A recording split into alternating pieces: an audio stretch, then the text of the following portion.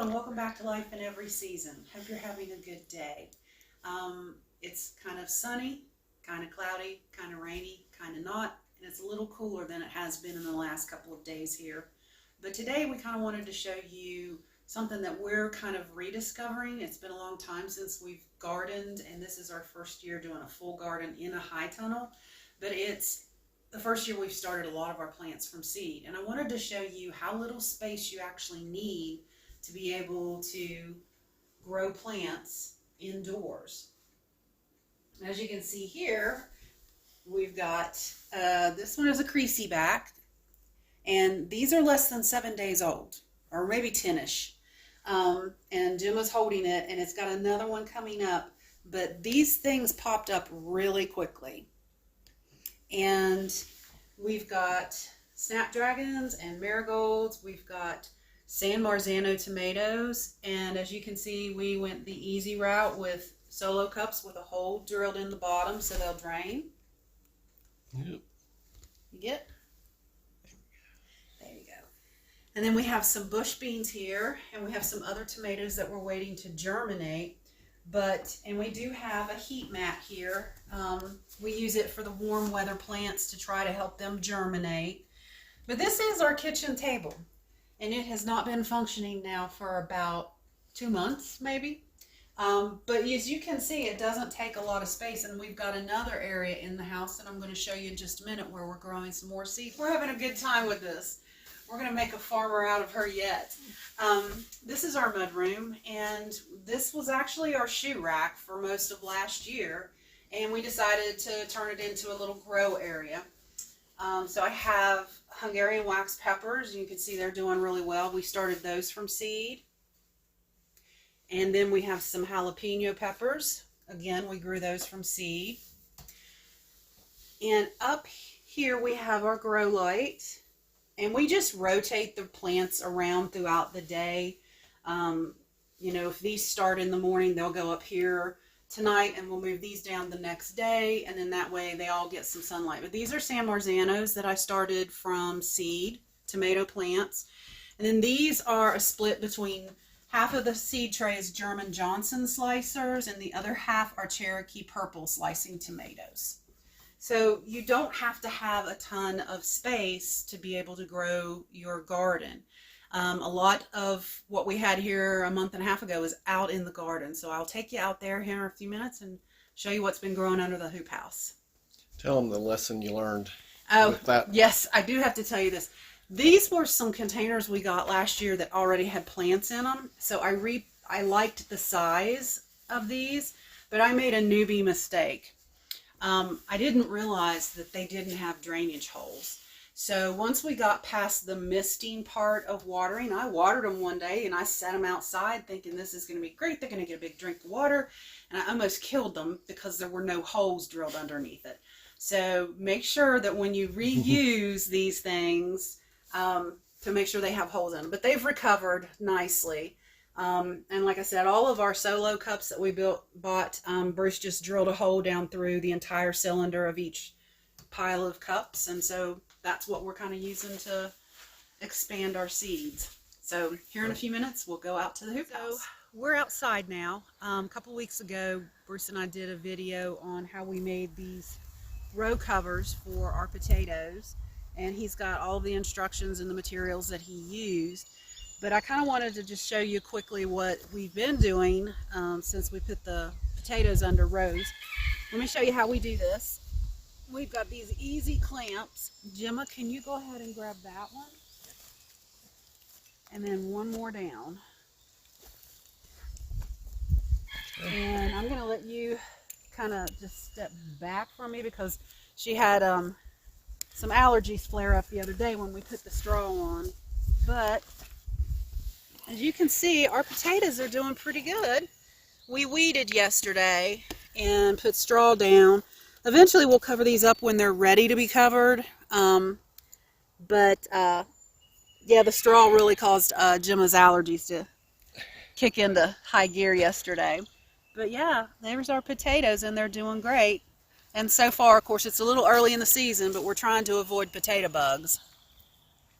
Next, we're going to close this up and button it up for the night, and then we're going to go over to the high tunnel. So now we are in our high tunnel, and if you remember, about 9 weeks ago, Miss Gemma helped us put this high tunnel together. It took several days, but we did them in short blocks of time over several days. But the hardest part she helped with, and that was pulling this plastic over this 12-foot high tunnel.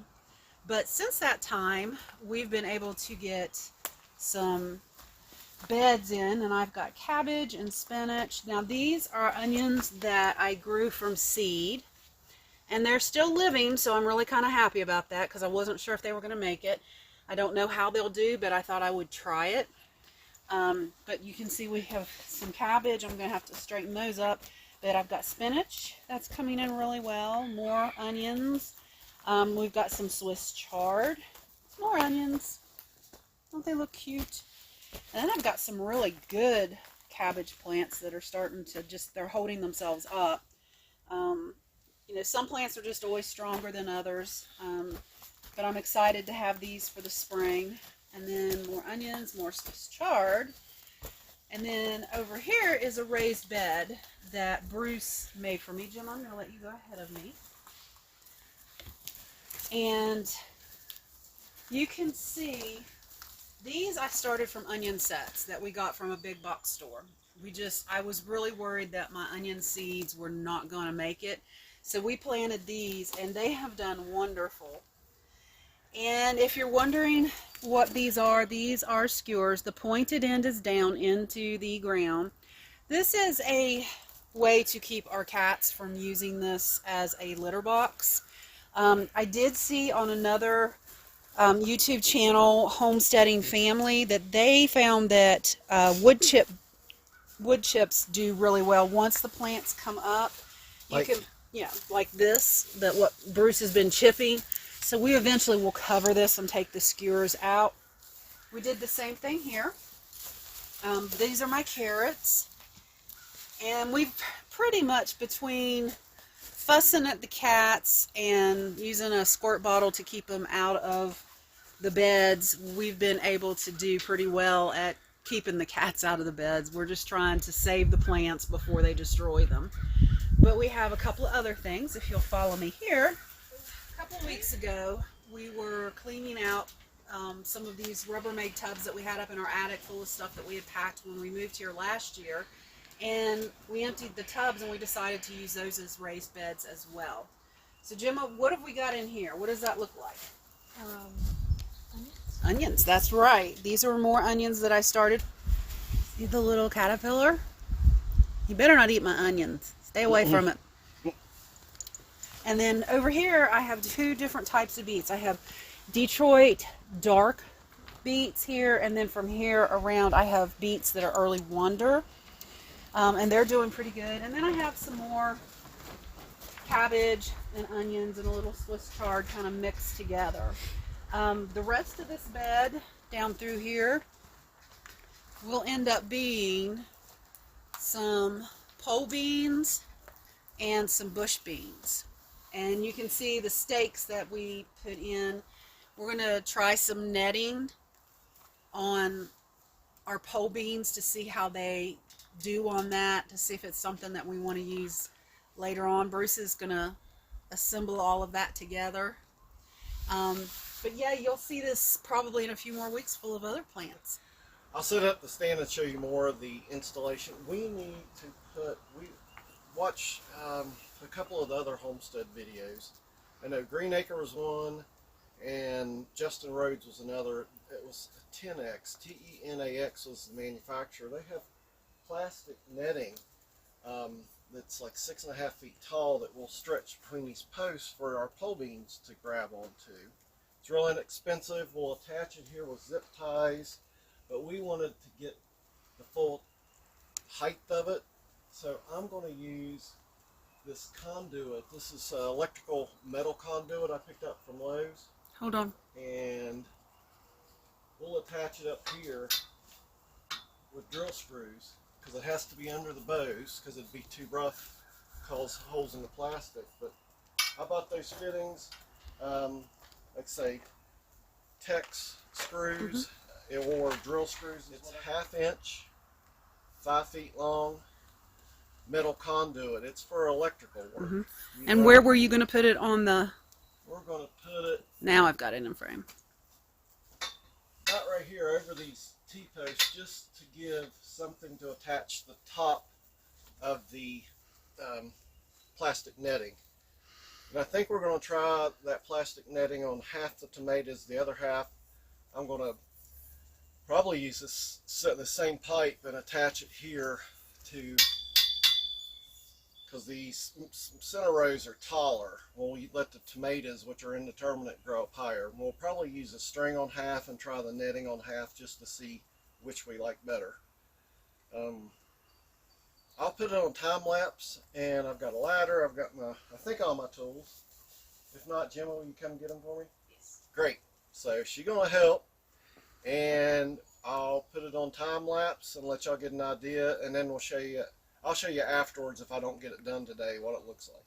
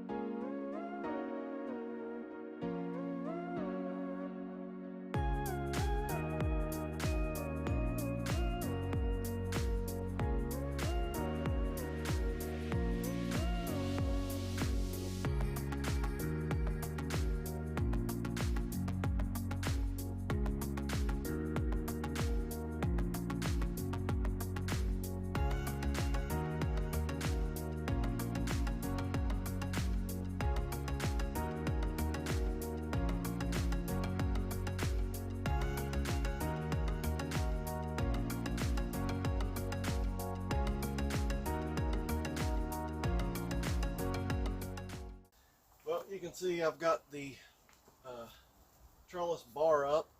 I'll tell you, I did make a mistake when I went to the big box store. I didn't get drill screws. I got pointed roofing screws. The length is right. I just have to pre-drill all the holes. Just let you know, it's 50 miles round trip. It's not worth going back to the hardware store. I can drill the holes, but I make mistakes. Not a big deal. You recover and go with what you got. I think I'll take some duct tape and cover the ends just in case the plastic blows in. I don't want to cut the greenhouse plastic. And tomorrow is when Amazon should deliver the trellis netting, so I'll show that. Oh, and lastly, I'm going to take, sorry Libby, you're right underneath my feet. I'm also going to take a zip tie and wrap around this where my hands are, my fingers are, and just for a little extra, because everything's being held up by these, just the screw heads, so we'll try that. And those zip ties are rated for 75 pounds a piece, just a little extra safety, and I don't think pole beans are going to weigh that much, but we hope so. Wouldn't that be great? All right, I'll get back with you tomorrow and hopefully have the netting up, and we'll be ready to put beans in the ground. It is the next day. Amazon did run on time. We did get our trellis, and I believe it's pronounced Tenax. This is really lightweight. I've got 250 feet by 6.5 feet tall.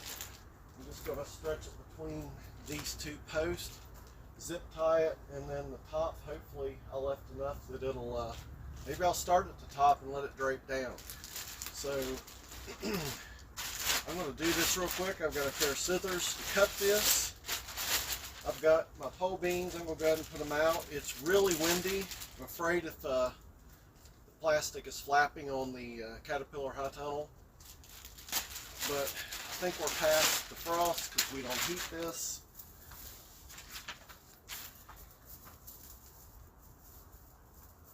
Hard part might be finding the end.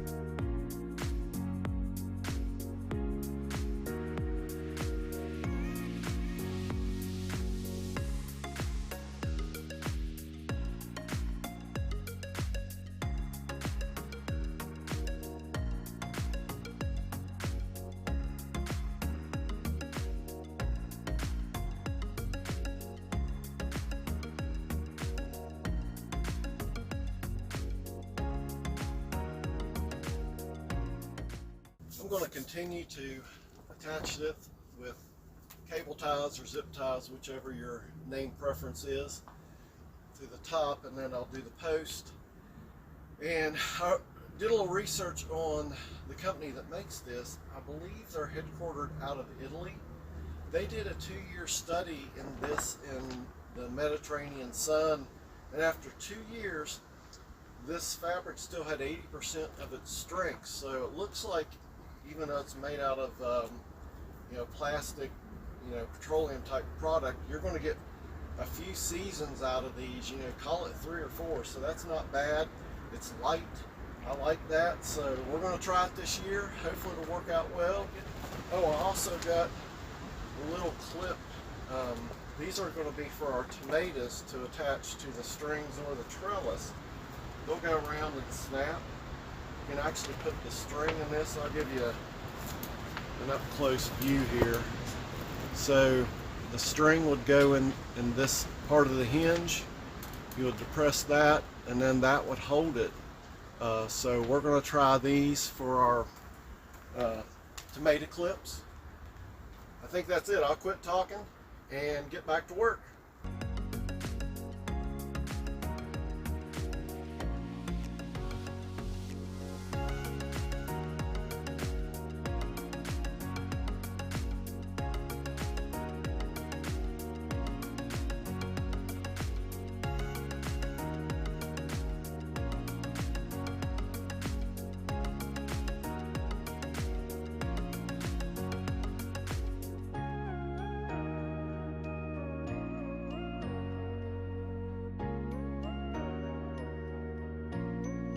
Did you have fun planting and weeding this weekend? Yeah, Am I going to make a farmer out of you yet? probably.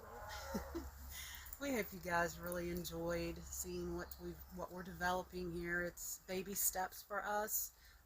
We're learning, but we're lucky that we have the younger generation that's interested in doing what we're doing. Follow us and see how this turns out in the next couple weeks. Bruce will be posting the videos of how he gets this stuff put together. We thank you so much, and thanks for stopping by Life in Every Season. Bye. Bye.